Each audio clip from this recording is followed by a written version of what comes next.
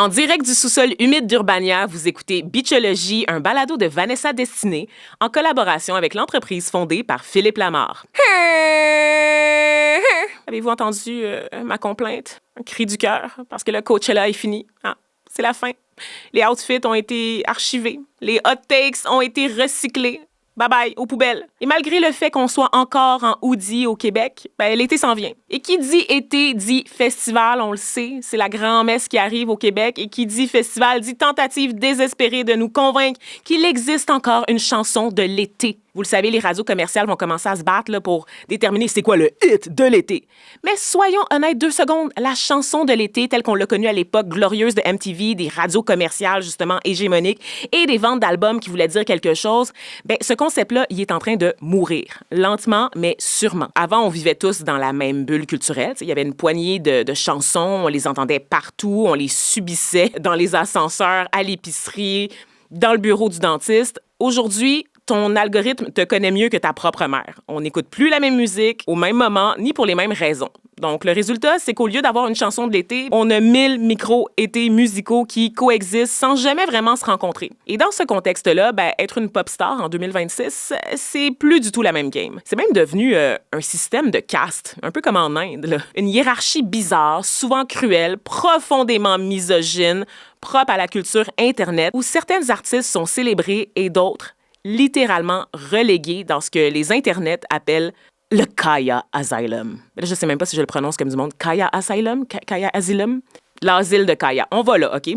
À la base, moi, je voulais faire un seul épisode sur l'industrie de la musique et ses nouvelles dynamiques de pouvoir.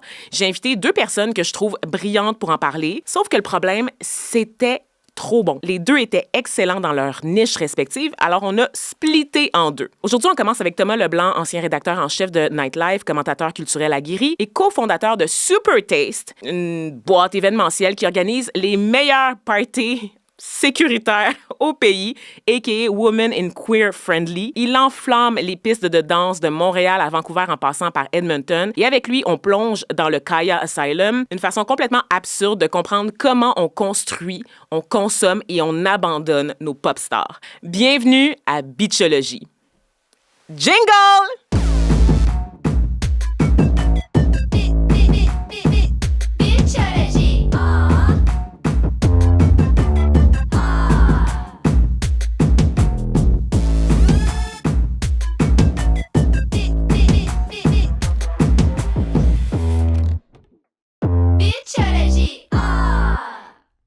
Shake your body, don't stop, don't miss. All you ladies pop your pussy like this. Shake your body, don't stop, don't miss. Just do it, do it, do it, do it, do it now. Lick it good. Suck this pussy that's like you should. Right now, lick it good. suck this pussy just like you should. My neck, my back, lick my pussy and my crack. My neck, my back, lick my pussy and my crack. OK, ça, c'était mon introduction. Normalement, on aurait mis la musique, mais on n'a pas les droits. On peut pas faire ça. Donc, et vous comprenez ça. Thomas, vous êtes troubadour en quête de sens, anthropologue de la nuit, sociologue de la playlist. Tout ça. Salut plus. Vanessa. Allô? Merci de me recevoir chez vous. Oui, on se vous voit. Oui, on se voit. Ah oui, j'ai des on se sur le voit. fly. Parfait, on met nos limites. Ça, t'es comme la Chapel Roan du podcast québécois. C'est parfait, c'est noté. On vous voit. Oui. Vous n'avez pas le droit de me crier dessus. Oh, pardon non plus. OK, parfait. C'est le ton, s'il vous plaît. Merci. Donc, les vrais comprendront cette référence à Chapel Rowan qui prend sa place sur les tapis rouges. C'est une de nos pop girlies préférées. On l'aime. Elle a du potentiel. Et écoute, c'est 50-50 Chapel. Moi, je l'aime encore. OK. Mais là, on va sur Chapel. C'est 50-50. Faites attention, là, les gays vous écoutent. Là. C'est ça. Donc, il y a Chapel, il y a les gens... Moi, j'ai adoré l'album Midwest Princess, tout ça. Mais il y a des gens qui disent, mais si c'est ton métier d'être célèbre, tu dois tolérer les abus sur les tapis rouges. Mais ça, on va revenir à toutes ces questions de misogynie et d'attente sur les femmes, parce que c'est un cas concret quand même. Oui, puis Chapel, elle occupe une drôle de place un peu dans l'écosystème de la pop star en général. T'sais, est-ce qu'elle est déjà une star établie? Est-ce qu'on voit tellement le potentiel que, on est comme, non, mais ça la va, question, c'est garanti son succès. Depuis 2 ans, c'est est-ce que Chapel Roan, c'est la prochaine Lady Gaga ou la prochaine Lord? Et là, l'avenir nous le dira. L'avenir nous le dira. OK, fait que là, il y a toute une hiérarchie, c'est ça, de la pop star. Puis Lady Gaga, elle est dans les principales. Main Girl, une des vedettes principales mondiales. Et Lord, qui a des succès relativement modestes, succès critique beaucoup, succès de niche. De niche, mais les Popstar gens niche. qui aiment Lord aiment beaucoup, beaucoup Lord. Fait que je veux pas la J'adore. discréditer. Exactement. C'est 100% de ma personnalité. Là, quand j'ai été voir le concert à Montréal au Centre Bell, ça a été une semaine de stories. Là. À 100%. Vous vous en rappelez, 100%, Thomas, parce que vous 100%. regardez toutes les stories sans jamais les skipper. Toutes vos stories, Merci. toutes vos stories et tous vos podcasts que vous m'envoyez, Vanessa. je voudrais juste révéler au public d'Urbania que Vanessa Destinée m'envoie des podcasts privés à toutes les semaines. Je fais juste poser une question, répondre à une story et là, elle m'envoie plusieurs messages vocaux et là, tout ça, ça peut faire des beaux podcasts. Alors, je suis content finalement que vous ayez votre podcast. Oui, Vanessa. merci, c'est ça. On a décidé de le rentabiliser un peu. Voilà, de monétiser ça. Tant qu'à envoyer des messages vocaux dans l'univers gratuitement, pourquoi pas faire du cash À avec? tous les gays. Alors, finalement, vous en envoyez un long, puis là, tous les gays vont écouter le même. C'est ça. OK, merci d'être là, Thomas Leblanc. On est là pour parler du Kaya Asylum, donc d'où la Le référence. sujet de cet hiver. Là. Oui, c'est vraiment. En fait, c'est une conversation qui a commencé en 2024 sur Twitter, alias X, sous Elon Musk.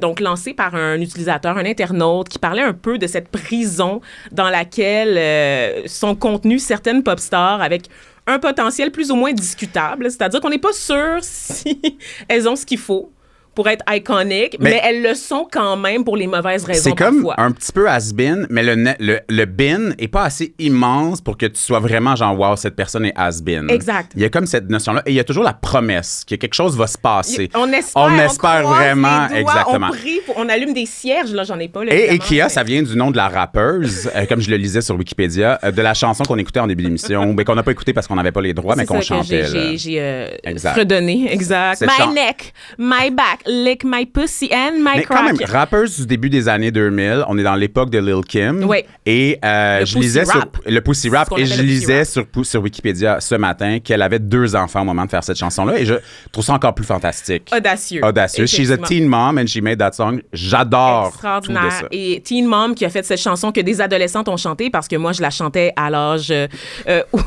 vénérable de 12 ans. Au collège Donc, privé. Au collège privé, en uniforme, dans la 197 Rosemont. C'était notre cri de ralliement de chanter Ouais. My neck, my back, lick my pussy and my crack aux plus grandes dames de nos professeurs.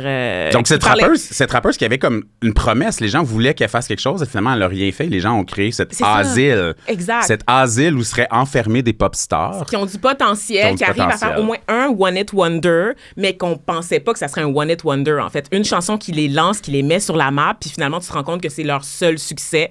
Fait que là, t'es comme « Ah!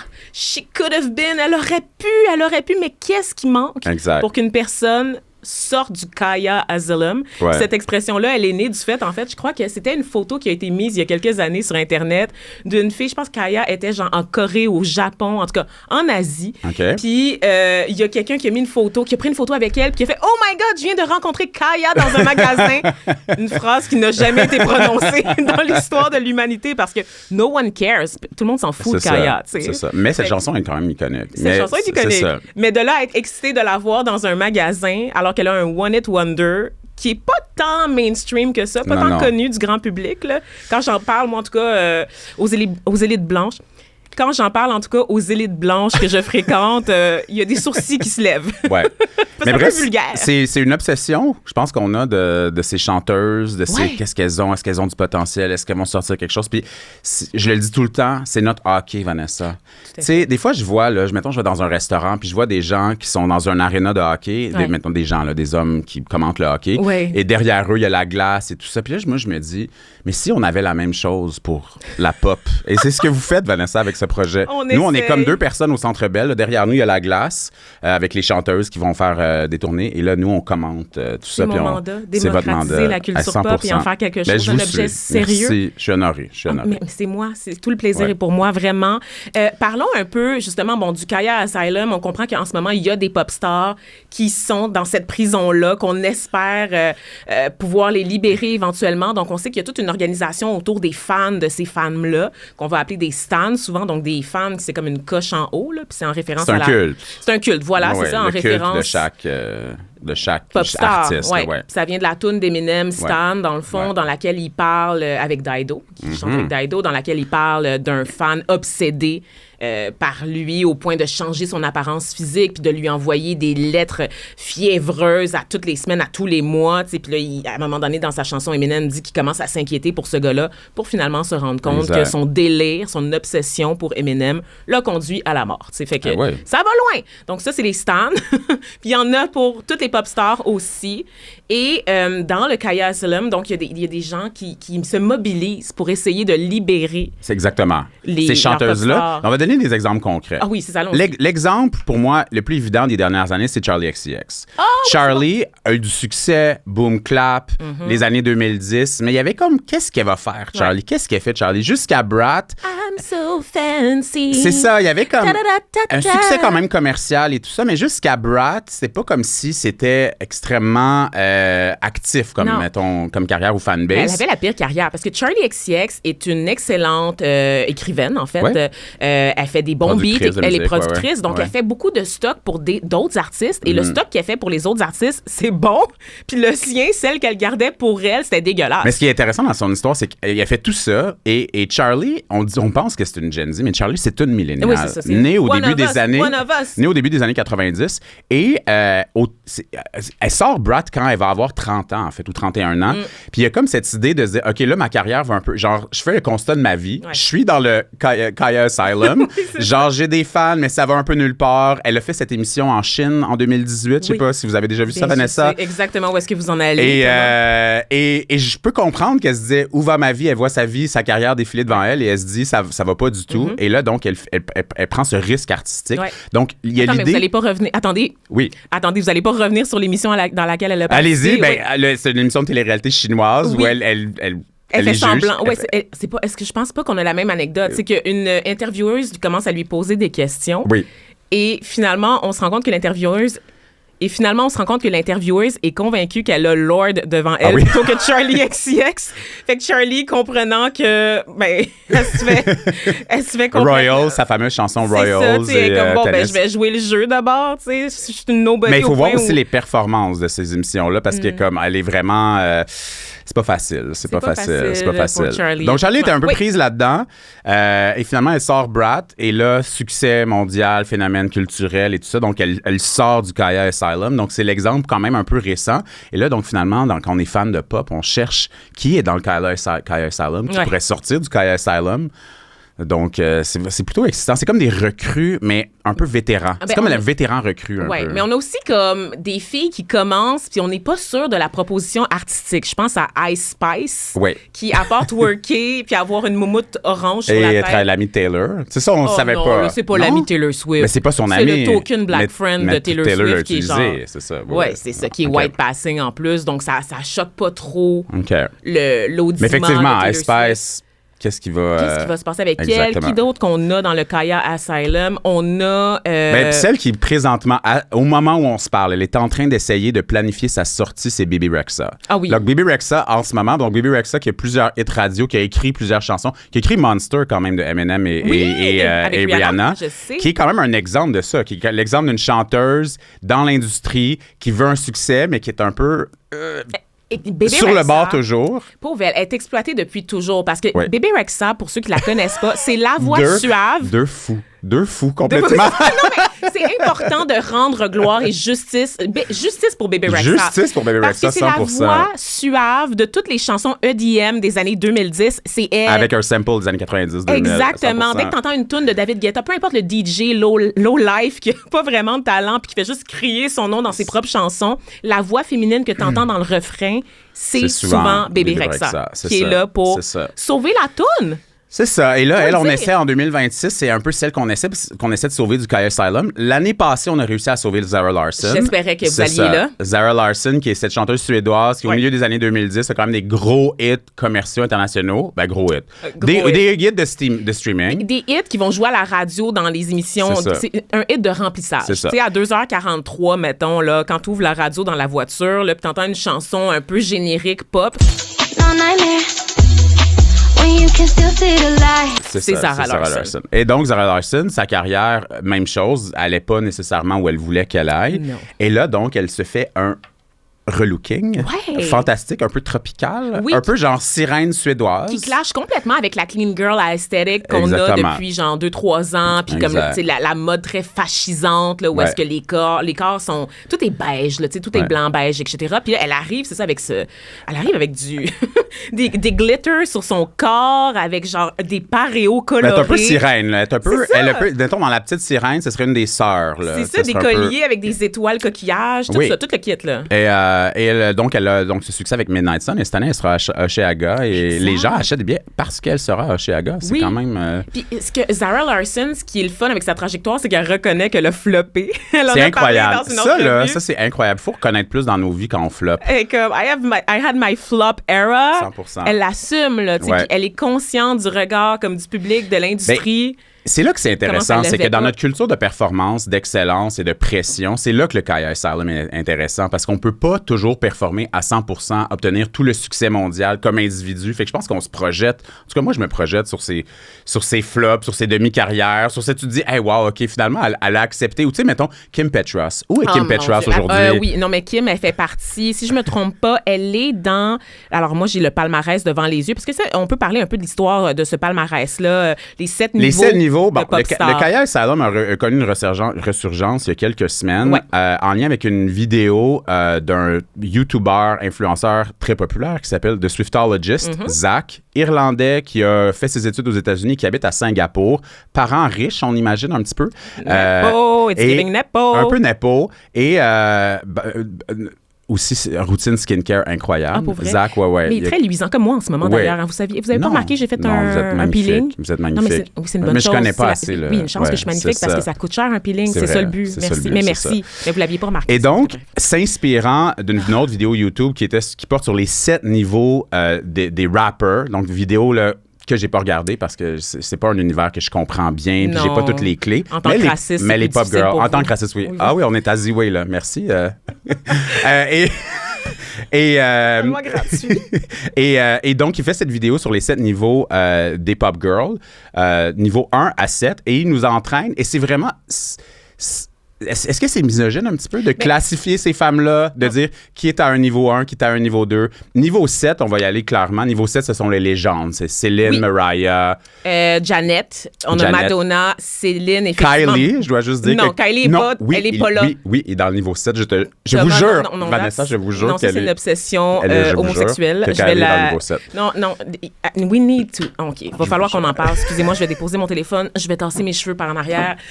Là, cette obsession pour Kylie Minogue, il va falloir arrêter. Ça, c'est de l'homophobie, ça. C'est de l'homophobie. Vous êtes homophobe. Dès que je parle en mal de Kylie Minogue, c'est perçu comme une micro-agression par C'est- une partie je me de sens votre communauté, micro-agressé, Thomas. 100%. Et là, on doit dire les vraies choses. OK.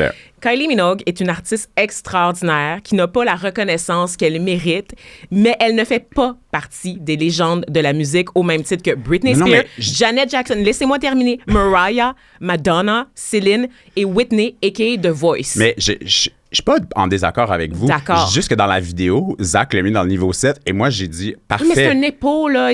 Non, mais c'est- C'est pas une Non, mais référence. là. Il met les bases, je suis ça veut pas d'accord. dire que Non. c'est la vérité, là. Oui, mais Swiftologist, d'abord, se retrouve dans The Moment, le Oui, le film de documentaire Charlie sur XCX, Charlie ouais, XCX. c'est ça. Là, il y a quand même la légitimité, puis c'est quand même lui qui a ramené cette conversation-là sur le KSM, les 7 niveaux de la pop dont on parle en ce moment. On fait toute une vidéo quand même, c'est ça. Donc, il y a ce niveau 7-là. Oui, Il arrive à niveau 6. Niveau 6, ce sont celles qui travaillent en ce moment. Ce Oui. sont Beyoncé, Taylor, Gaga. Ouais. Ariana aussi, on Ouais. va la souligner. Rihanna. Et SZA. Il met SZA dans la niveau 6. Moi, j'étais agréablement surpris Oui, qu'ils mettent SZA mais dans le niveau c'est vrai 6. que SZA, qui est pas très connue au Québec, il faut le dire, là, parce que moi, j'ai lu des critiques terribles quand elle est venue à Montréal à Oshéaga. Oshéaga. C'était du misogynoir de bord en bord. Il y avait aucune compréhension de ce que c'est le R&B. Au Québec, on Un a des vraiment meilleurs albums des années 2020. pour vrai, là. avec des records de vente incroyables qui accodent ceux de Prince, etc. Mais au Québec, on n'est pas capable d'avoir une conversation saine sur le R&B. Là. Ça marche pas. C'est pas compris de Je la vous laisse le population. dire. Oui, je vais le Je dire. vous Je vais laisse- le nommer. je OK? vais le dire. I don't care. J'ai tellement d'ennemis. J'ai déjà une cible sur le dos, Thomas. Oui. Qu'est-ce qu'une cible de plus? Je veux J'avoue, dire, j'avoue. franchement. Non, mais c'est ça. SZA, Donc, il amène dans ce niveau niveau 6, là. Talent brut. Mais ce qui est intéressant, c'est qu'après ça, il fait des sous-catégories. Donc, dans la catégorie 5, il va autant mettre des légendes un peu plus has-been. Donc, c'est là que se retrouve Katy Perry, par exemple. Non! Je pense que c'est 5B. Et 5A... Oui, en fait, attendez. C'est que Katy Perry, elle est dans Avec le Avril Lavigne. 5C, en 5C. fait, qui est les Museum Leaders, donc avec les reliques. Oui, les reliques. Les reliques de musée. Donc, on a Katy Perry. Kesha, on a Avril Lavigne, Katy Perry, Fergie Ferg. Ferg. Bon, on les aime beaucoup. On les adore. C'est les aunties. C'est les aunties. Mais c'est les vrai. white aunties. Mais c'est vrai qu'elles sont un peu dans l'ordre des reliques. C'est-à-dire qu'on Oh ouais. on les respecte, on aime ça les admirer de loin. On les regarde, on est comme, oh, elle est bien C'est conservée. ça. C'est ça, ouais, 100%. C'est ça. Sinon, dans la niche peak, ça veut dire que c'est quelqu'un qui... Ah, mais Lorde, elle se retrouve à plusieurs endroits. Ah non, c'est ça. Lorde, c'est que c'est la figure niche par excellence. C'est une figure extrêmement niche. Parce Parce qu'elle que est... c'est la pop alternative, pas Oui. tout à fait. C'est Puis les gens qui ouais. aiment pas Lorde ou qui ne s'y intéressent pas n'ont aucune idée de ce qu'elle fait. Les gens Ouais. qui s'y intéressent remplissent le Centre Ouais. Bell. Donc, Mais- on est comme dans ce moment-là où on est tous dans nos niches, en fait. C'est ça qui est intéressant. Mais un moi, peu je me quand on méfie suit de ces quelqu'un qui aime pas artistes-là. Lorde. Parce que si t'es pas capable de reconnaître le génie de cette Ouais. fille-là, Ouais. qui Je transcende comprends. la culture pop, Je comprends. c'était Moi, un j'ai génie. cette relation-là avec les gens qui Kylie. méprisent, non, Lana. Ah, ben, C'est ça. effectivement, mais Lana, C'est elle fait ça, partie, elle est dans la c'est même ça. catégorie C'est que ça, Lorde. Elle est c'est là ça. avec également Björk, Oui, bien sûr. Rosalia et Charlie Robin doit XX. être là? J'ai pas vu Robin. Ouais, Je m'en rappelle pas de l'avoir ouais. vu. Ah, Mais bref, ça, il y a toutes ces catégories-là. Puis là, plus on descend, plus on arrive dans... C'est plus difficile. Hmm. C'est moins facile. On arrive avec... Ben, on a le supporting act, qui sont ces espèces de stars ou qu'on sait pas trop quoi faire avec, là, genre Halsey. Halsey, oui. Je sais même pas comment écrire son nom. Halsey, en même temps, Halsey, elle a beaucoup de fans. Elle a eu quand même un album qui a eu beaucoup de succès, Badlands. Ça, Donc, c'est un album de musique commerciale. Là. Oui, Tu sais, mais- Tu sais même pas c'est qui l'artiste. Encore une fois, Mais t'ouvres les- ta radio Ouais, à ouais. 2h43 un mercredi. T'es comme, Ouais. c'est quoi ça? C'est soit Zara Larsson, soit Halsey. soit Halsey. C'est sûr. Donc, c'est on une ou arrive, l'autre, là. on arrive dans ces eaux-là. Et, Sans saveur, sans identité propre. Même si elle a une voix particulière, un thème de voix, Ouais. on va lui donner ça, mais c'est juste n'importe qui pourrait chanter ça. Avec un peu genre de... bon, là, vous allez vous mettre à dos les fans de Halsey. Il y en mais- a-tu au Québec? Oh, il doit en Sont avoir. 14, je vais dire comme Il doit en Timothée avoir. Chalamet.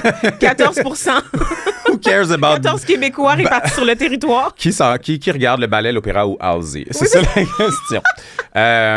Et là, c'est là qu'on arrive dans les strates de 1 à 4. Oui.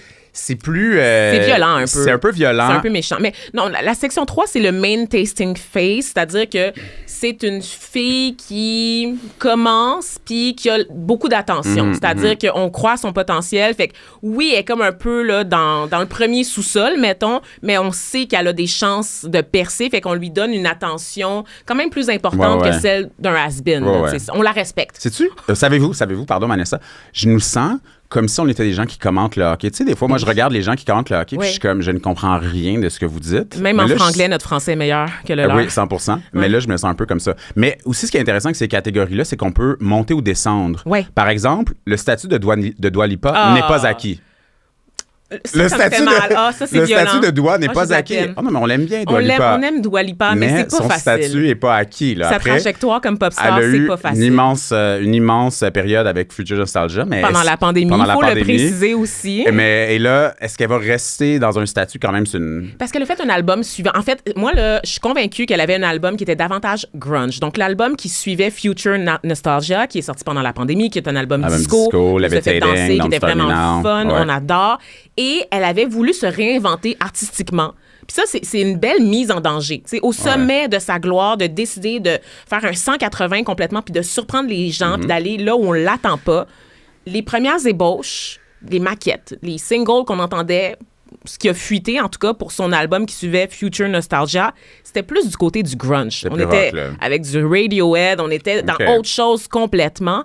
Et finalement, je pense que son label a eu peur et a scrappé cet album-là et a sorti quelque chose qui est plus danse, eurodance. Danse alternative un peu britannique. Mais souvent, Européenne. tu sais, Oui, c'est ça. Que tu vas entendre dans une boîte de nuit C'est à ça, Madrid, là, c'est mais ça, peu c'est susceptible ça. de jouer dans le American Top 40. Aux là, États-Unis. Parce que ça manque de exactement. raffinement. Ben, de Ben oui. raffinement ou de... Il faut le dire, là. Ou de répétition un peu bébé Hey, lala sou- pour non. des refrains. Là. Souvent, c'est ce qui marche à la radio commerciale Oui, aussi. c'est ça. de répéter. Soyons méprisants C'est envers ça. les Américains. Ah, Là. ben, ils Ah, méritent on a pas le droit. notre Là. aide, c'est ça. Ils ne méritent pas Ils notre méritent pas. respect. Sorry, mais c'est vrai. Fait que bref, et ce qui est intéressant, parce que moi, vous savez, Vanessa, je suis en relation avec un garçon des Balkans, donc un Serbe. Et là, il y a toute cette catégorie de pop stars albanaises aussi. Hein. Donc, Rita Ora. Rita Ora. Et je pense, Bébé Rexha aussi a des origines albanaises. Absolument. Donc, allons sur Rita Ora, qui se retrouve vraiment dans ces catégories-là, 1, 2. Là. On n'est pas... Pour reprendre les mots de Monique Jérôme Forget, c'est pas prestigieux. C'est pas prestigieux. Ça n'a pas d'envergure. Ça n'a pas d'envergure. C'est toute une gang de pas bons. Toute une gang de pas bons. Et Rita Ora, c'est la pas bonne par excellence, je vais le dire.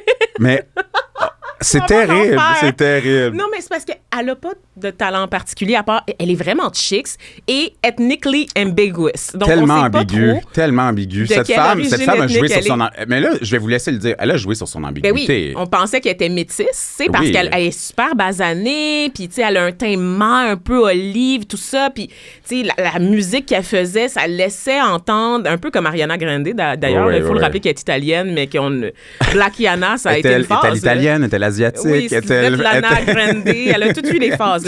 Mais Rita Ora, sa même affaire, c'est qu'elle a vraiment mené une opération de séduction auprès de la communauté noire. En fait, elle a très rapidement été accueillie au sein des espaces noirs parce qu'on n'était pas sûr de son origine ethnique et on a tous pris pour acquis que c'est une femme métisse ou une femme noire light skin, c'est-à-dire donc à la peau pâle.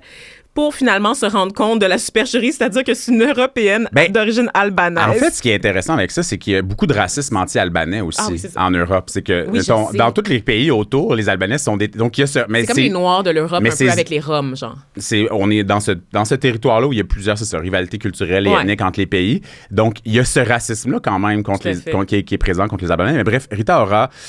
Quelques hits radio dans les années 2010, mariée avec Taika Waititi. Exactement. Ouais, et moi, le moment de sa carrière récente qui vit dans mon esprit sans arrêt, Rita Ora, c'est qu'elle se présente. Donc, Will Smith est dans l'histoire. Il fait un spectacle pop-up dans les rues de Londres il y a un an ou deux. Une surprise pour le public. Que personne n'attendait ou que personne ne voulait, comme sincèrement. l'album de YouTube il y a quelques années de ça qui avait été droppé sur iTunes. Et son invité de prestige à Will Smith dans les rues de Londres cet été-là, c'est Rita Ora qui se présente.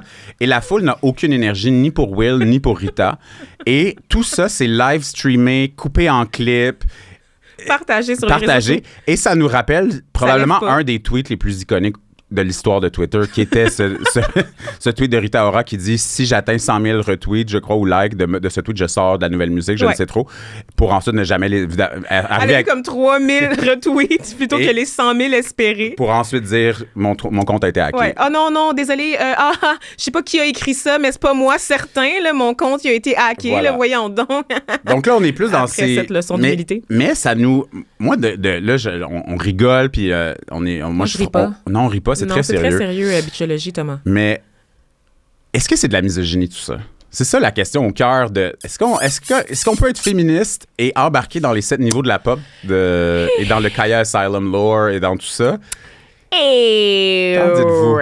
En fait, c'est la question que je voulais vous demander par DM sur Instagram. Mais là, je me suis dit, je vais aller en personne. Oui, parce que ça va être un message vocal. Parce que ça va être un long message vocal que Vanessa Destinée va m'envoyer. Puis là, elle va pouvoir me le dire. Est-ce que cette énergie qu'on a pour comparer, tu sais, même à des niveaux très je me cache les oreilles parce Taylor, Beyoncé, même, mais dans ce cas-là, elles sont ultra riches, c'est comme moins grave. Mais des femmes qui travaillent fort, qui sont artistes, qui veulent exister dans l'espace public. On sait que c'est difficile d'exister en ce moment dans l'espace public pour les femmes. Est-ce qu'on participe pas à cette misogynie en obsédant comme on le fait sur ces pop stars qui ont des flops catégorie 1, catégorie 2? C'est sûr qu'on n'aurait pas les 7 niveaux de la rockstar. Là. On fait pas ça. En fait, Zach a fait les niveaux des hommes. Ouais. C'est très intéressant. Ils sont nuls à chier. Ils sont tous... Mais ça j'aime votre théorie au sujet des hommes pop stars par rapport aux femmes pop stars. Parce que les exigences sont pas les mêmes. L'été dernier, je suis allé voir The Weeknd au Parc Jean-Drapeau. Il n'y a pas eu un changement de costume, Vanessa. Ça ne sera pas possible. Ça ne sera pas possible. Même chose avec Harry Styles, je crois. Oui, Harry Styles qui danse. C'est comme... Qui fait 3 moves. Qui fait 3 stepettes, alors qu'on a ri de Dua Lipa pendant 10 ans pour ses premiers pas de danse. Alors, il y a un double standard où les attentes, puis aussi, honnêtement, they're delivering, les femmes.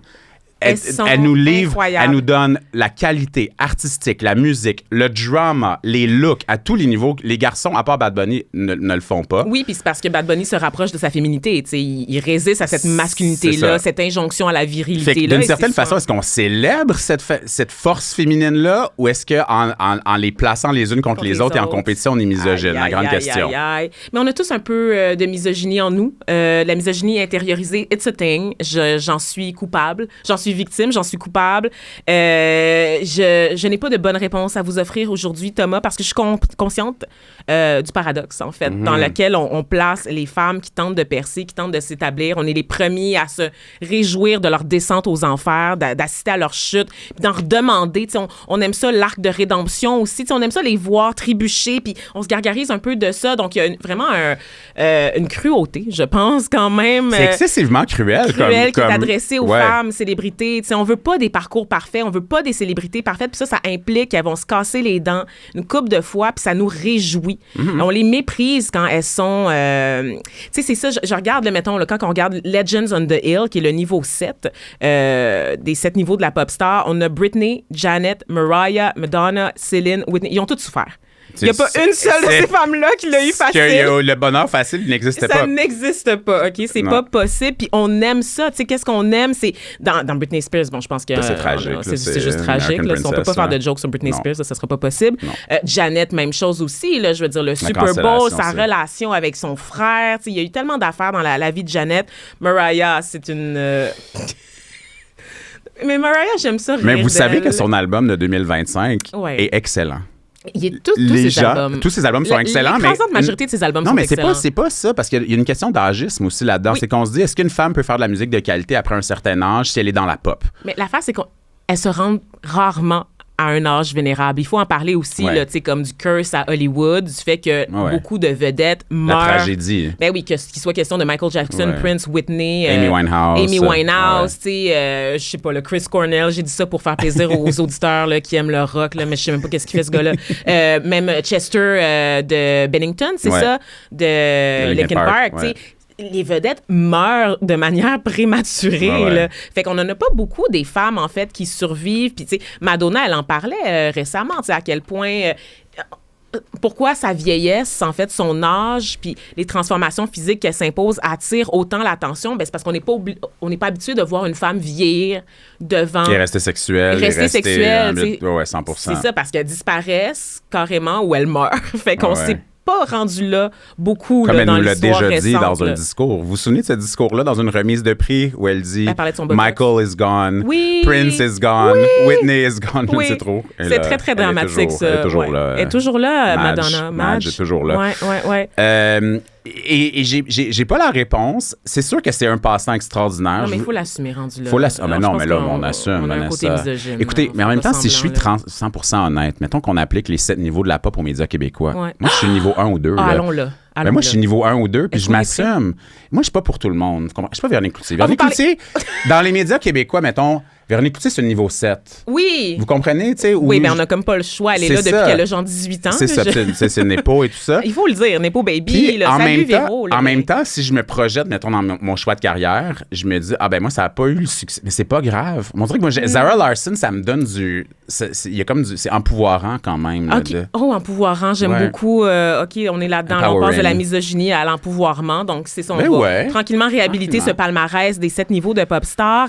Donc, selon vous, vous êtes dans le niveau 2, le low end? Ah oui, moi, c'est Never Been Has Been qui avait un peu de promesse. Moi, c'est ça. Fait qu'un Never Was? Ben, en fait, dans la vidéo de Swiftologist sur les hommes, il pose un regard super intéressant sur les hommes gays dans la pop. Sur les hommes gays, puis la possibilité, comme un Troye Sivan... Attendez, est-ce qu'il y en a qui ont fait leur coming out à part George Michael? Pas au moment d'être célèbre, c'est ça le problème. Ben, voilà. Et toute cette question-là, toute la question de la sexualité est explorée. Et quand on existe comme homme gay dans un environnement culturel, social, médiatique et tout, c'est possible de parler au plus grand nombre, c'est possible, mais aussi peut-être que des fois, on veut juste être un Andy Cohen. Vous comprenez? Juste être parler à notre gang, puis dire, nous, moi, je cherche pas. Moi, mettons, j'aime beaucoup l'idée du gay famous. L'idée d'être famous pour les gays and girls. J'adore. Mais que dans la vie de tous les jours, personne tu peux aller au Canadian Tire. C'est ça. Vous comprenez? Ouais, Puis tu vas pas te faire arrêter. Ouais. Puis il va pas avoir cette idée-là que tu es famous pour certains, un certain.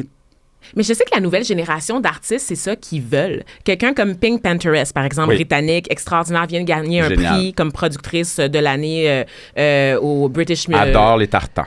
Oui, c'est ça. Aime beaucoup ce motif-là carotté.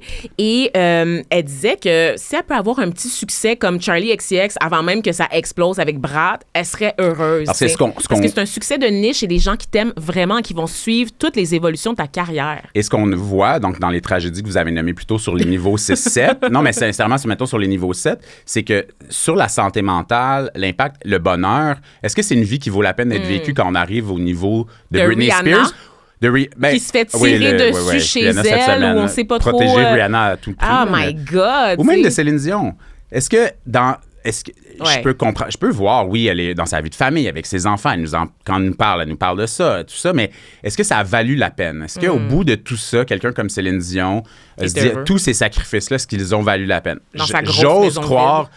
Oui, il y a comme ça. Aucun sens. Il y a tout ça, mais des magnifiques divans, par contre. Et des très beaux souliers, hein. Le documentaire où elle parle de sa maladie, puis qu'elle explique sa relation aux souliers. Ben, la question peut se poser. Fait que si je suis une jeune artiste ou une artiste qui a un peu de succès, tu dis, est-ce que c'est ce que je vise ou au contraire, je vise d'avoir mon public, que mon public me suive, puis d'avoir un certain... Il vieillit avec moi, tu sais, puis il m'accompagne, puis il va toujours être là. Fait que j'ai un revenu garanti. C'est pour ça que Kylie Minogue, elle a compris quelque chose dans l'histoire. Kylie, elle a falloir mettre fin à la discussion. Peut-être revenir à notre version québécoise. Version québécoise. Bon.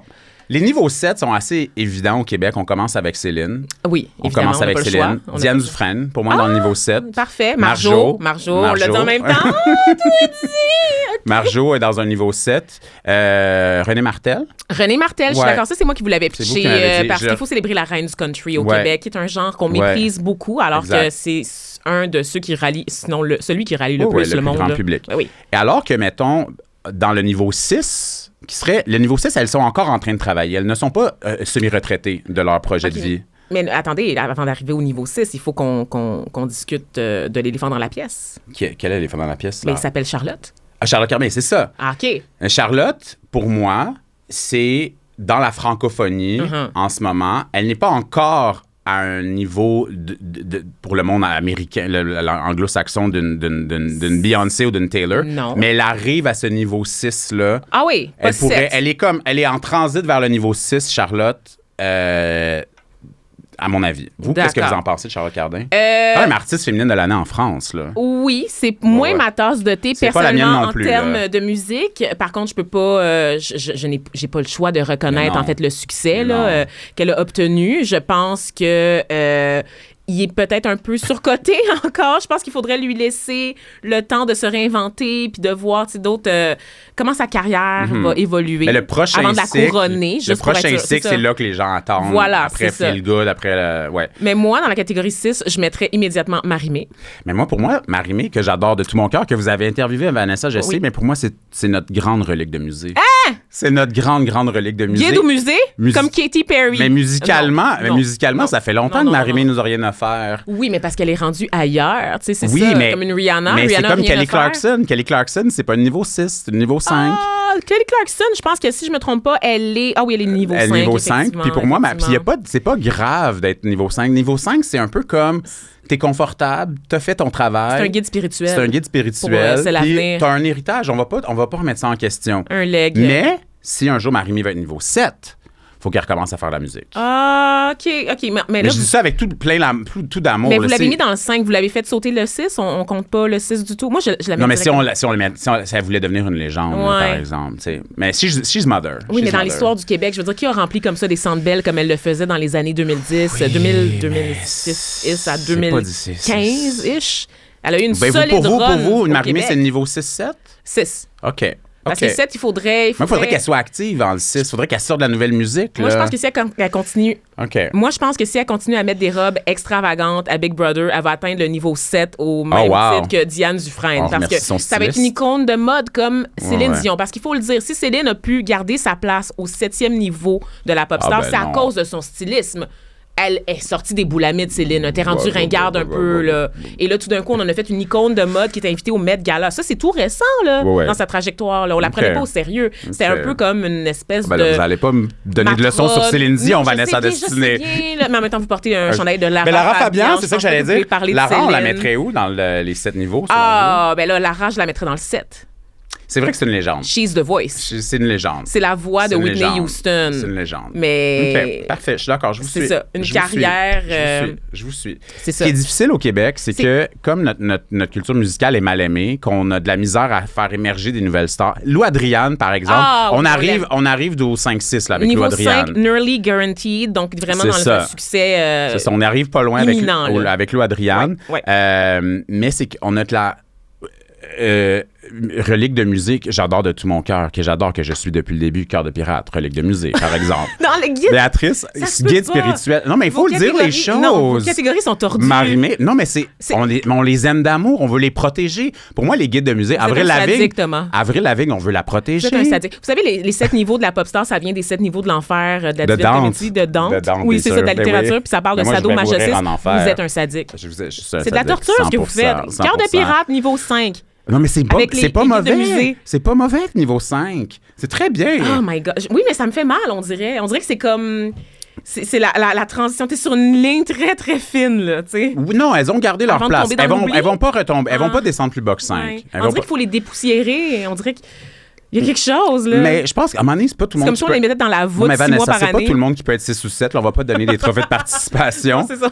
Bon. On veut se distinguer des autres émissions québécoises, effectivement. Oui, voilà. Fait que, c'est ça. Puis après ça, il y a toutes ces... pour moi, un niveau plus bas, qui a de la promesse, mais qu'on voudrait peut-être qu'elle revienne, c'est peut-être une Marie-Lou. Oh, OK, non? C'est audacieux. J'aurais mis Marie-Lou dans le low-end. Mais c'est ça, 1, 2, 3. Liso, 1, 2, Kim 3, Petras. là, on est dans ces 1, 2, là. Ouais. Je pense qu'elle va rester là. Non, mais elle a une notoriété, un grand succès passé. Oui. Fait que Marie-Lou est un peu dans le Kaya Asylum. Oui, je pense que oui. Ça serait ça. Si elle voulait revenir à la musique, là, il faudrait qu'elle sorte du Kaya Asylum. J'essaie de trouver des Québécoises dans le Kaya Asylum. Kathleen, par exemple, est dans le Kaya Asylum. Mais là, c'est qu'on est vraiment dans l'autre siècle. On est dans les années 1900, là. On est dans les années 1900, là. Légende, là. Une Jacinthe, c'est du Kaya Asylum. Oui, c'est ça. Qui d'autre? Mais ce qui est difficile, c'est que dans... Gabriel des Trois-Maisons. Oui. Ça c'est un petit tricky. Oui. Parce que Gabriel des Trois-Maisons, S1, S7, c'est tout à la fois. C'est tout à la fois, Gabriel des Trois-Maisons. Mais... Tu vois le nom de Gabriel, c'est comme... Elle monte, genre. Mais non, mais ce que ça dit, c'est que c'est difficile pour des jeunes chanteuses de moins, on va dire moins de 30 ans, là, j'ai la jeunesse large, là, d'arriver, de sortir et de montrer de la promesse. T'sais, sinon, ce serait Ariane Roy, qui serait... Oui, bien sûr. Ben, moi, je la mets dans la même catégorie que Lou Adriane. C'est juste, on y arrive là. On y arrive. Ben, supporting act, alors, dans la catégorie 4. C'est vrai, elle chante souvent avec Lou Adriane. Elle a peut-être eu moins de visibilité dans la dernière année. Là. On s'entend que c'était vraiment Lou Adriane, c'était son année. Mais Ariane, ça s'en vient aussi. Elle a toutes les qualités nécessaires là, pour percer et durer puis entrer au rang de légende au Québec. Mais on dirait qu'on a perdu dans la mécanique en perdant la radio commerciale et Musique Plus. On a perdu le mécanisme qui permet comme de passer à ces... de passer les niveaux, là, de jouer au jeu. Vous savez qui, moi, je veux revoir? Qui je veux sortir du Kaya Asylum? Qui donc? Annie Majormat. Ah oui, j'ai pensé à elle ce matin. Annie Feu de paille. Majormat. Ce matin, j'ai pensé à elle. J'étais comme Annie Majormat est un peu dans le Kaya Asylum. So good. Feu de paille. Je incroyable. M'excuse. Ça, là, ça devrait être enseigné dans les écoles. 100%. Ça devrait être chanté tous les matins. Est-ce que André Waters est dans le Kaya Asylum ou est en niveau 5? André Waters. C'est exceptionnel, c'est quand même majeur. Mais c'est pas assez. C'est une chanson, c'est pas une carrière. C'est pas une carrière. C'est ça. C'est dur. C'est quand même dur. André Waters. Moi, je croyais à son potentiel, mais malheureusement. C'est quand même dur. Elle a trouvé l'homme de sa vie. Marilyn Thibert dans le Kaya Asylum, ça, c'est certain. Je pense qu'elle est hors concours.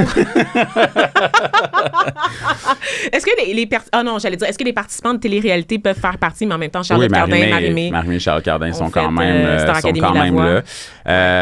Mais c'est pas simple au Québec parce qu'on sent qu'il manque cette espèce de mécanisme-là pour... Il n'y a pas de culte.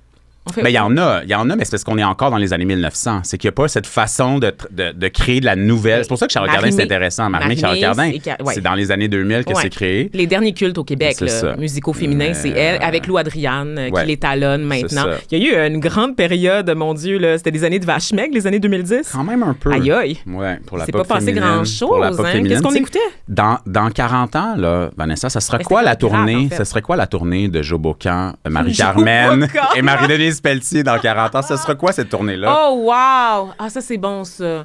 J'aimerais ça voir. Ben, ils sont peut-être pas nés. Dans 40 non, mais mettons, ans, mettons que Marie-Mé est dans la tournée. Oui, OK. Marie-Mé, ben, Gabrielle des Trois-Maisons, moi, je dirais. Mais c'est une chanson. À un moment donné, là, c'est la grande chanson de notre génération, mais c'est quand même juste une chanson. Nommez-moi une chanson écrite par un homme qui a marqué Québec de cette façon-là. Moi, je dirais Cœur de pirate, Marie-Mé et qui d'autre pourrait être sur ce... Faudrait une personne racisée juste pour la forme ou une minorité quelconque. Pour la Élie forme? Sapi. Élie Sapi, allons-y. Mais honnêtement, ça serait très beau. Ça serait une belle tournée. J'ai autochtone. Ce serait une belle tournée. Ce serait une belle tournée. Ça serait incroyable. Ouais. Ça serait la partie lyrique. Un piano, duo piano avec Cœur de pirate. Le délire complet, Vanessa Destinée, ce que vous nous avez fait faire. Voulez-vous aborder d'autres choses? Vous avez vos notes? Non, je pense que c'est assez. Hein. À partir du moment où tu sors la carte autochtone, je pense qu'on a fait le tour. C'est le saut du requin, puis il faut mettre fin à la discussion immédiatement avant que ça dérape. Quel honneur, Vanessa Destinée, d'avoir participé à ceci qui est... un épisode, un développement. Je sais pas qu'est-ce que ça va être. Est-ce que ça va même sortir? Est-ce que le public est prêt pour ça? C'est une séance de thérapie. C'est une séance de thérapie. Les gens je veux pas trop l'hyper parce que tout d'un coup, ils fassent comme « c'est pas si bon que ça. » Mais les gens veulent quand même vous entendre sur ces sujets-là. Ben, oui, ils sont gentils, les gens, parce que moi, je suis tannée de m'entendre. Ils sont patients parce que... Vous avez choisi le mauvais métier. Oui, je sais. Oui, mais c'est parce que j'ai des carences affectives. Vous le savez, Thomas, comment ça fonctionne, ce milieu-là. Oh là là.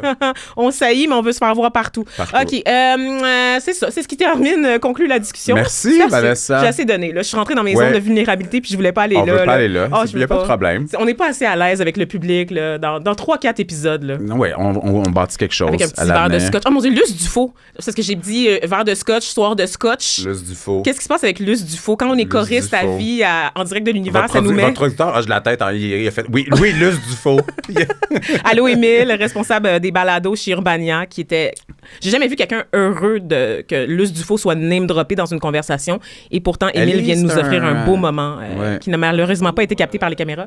T'ouvres la discussion, c'est Laurence Jalbert. Laurence Jalbert! Oh my God! Corridor, c'est ça. Mais c'est vraiment les chanteuses des années... On oublie les belles rousses. Isabelle Boulay. Natacha, did you flip over your head? T'as-tu flippé tes cheveux? Les belles rousses, Vanessa! Mais oui, mais c'est toujours ça. Mais c'est intéressant. On revient toujours aux chanteuses des années 1900. Oui, du siècle dernier. C'est dur à dire. On vit dans le passé au Québec. Natacha Saint-Pierre. Natacha Saint-Pierre, elle est dans le Kaya Salom, clairement. Puis on la laisse, là. Clairement. C'est ça, quand on parle de carte autochtone sortie, là, Natacha Saint-Pierre. La carte acadienne. Est-ce que Lisa Leblanc, ça serait... Elle est passée... Puis Lisa Leblanc, elle a une bonne... elle est passée l'eau... on est dans le 4-5, là. Mais je la mettrais même dans le 6, là. Vous dites que Lisa Leblanc... Oui, le chiac disco, là, ça se donne. Oui, c'est le party, là. Oui. On a beaucoup de chanteuses piano, là, tu sais. Fait que, mettons, une Claude Pelgag, là, tu sais, iconique. Claude Pelgag, c'est 6 quand même. C'est 6, oui. C'est 6, mais tu sais, c'est pas... Est-ce que c'est de la pop star, tu sais, ou tu sais... C'est la petite Björk. C'est la petite Björk. La petite Björk Zemtelus, là. C'est Claude Pelgag, j'adore. Voilà. Ça, c'est mon imitation de Björk. De Björk, OK. Ou de Chloé Feynman à SNL qui fait Björk. Oui, je pense que c'est plus ça, effectivement, la parodie. Merci, la maladie mentale. Merci. Bonne journée. La maladie mentale. Bonne journée. Ben oui, c'est ça. Ben, vous pouvez vous lever et quitter. Pour tout de suite, parfait. Bye. Merci, au revoir.